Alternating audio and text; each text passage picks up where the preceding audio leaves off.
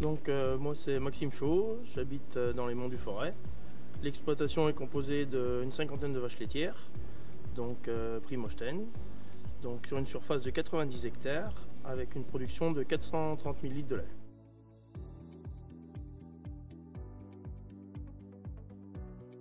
Pour s'adapter au changement climatique, il a fallu changer les pratiques, donc l'arrêt du maïs c'est une des priorités, donc notamment avec des rendements trop faibles. Et donc c'est pour ça qu'on préfère acheter de l'épi de maïs en contractualisation avec une entreprise pour être sûr du rendement et de la qualité.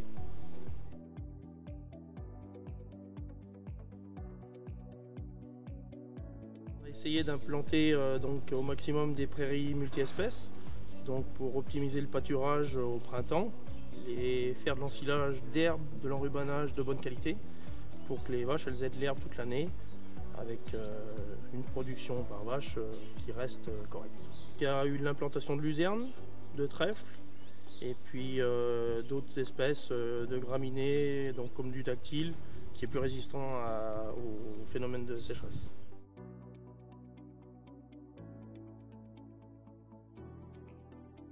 L'arrêt du maïs a permis donc de gagner en temps de travail au printemps, donc au mois d'avril, mai, ou les grosses périodes de travaux, suite au départ en retraite de mon père, justement qui a été remplacé par un ouvrier. Si on peut regarder au niveau de la productivité, avant les vaches elles produisaient un petit peu moins, donc entre 8000 et 8005, et aujourd'hui on est plus pointilleux sur l'herbe, et la culture de l'herbe, le pâturage tournant et tout, et du coup on arrive à un niveau de pratiquement 9000.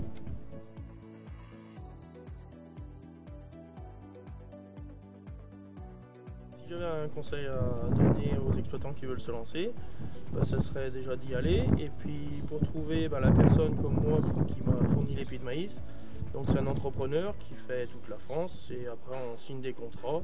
Ça se fait dans un esprit de confiance et voilà. Après on peut ne pas faire le pas en une seule fois, on peut faire le pas en 2 temps. Pas forcément arrêter le maïs d'un coup, diminuer par exemple de moitié la surface et puis intégrer l'épi de maïs au fur et à mesure.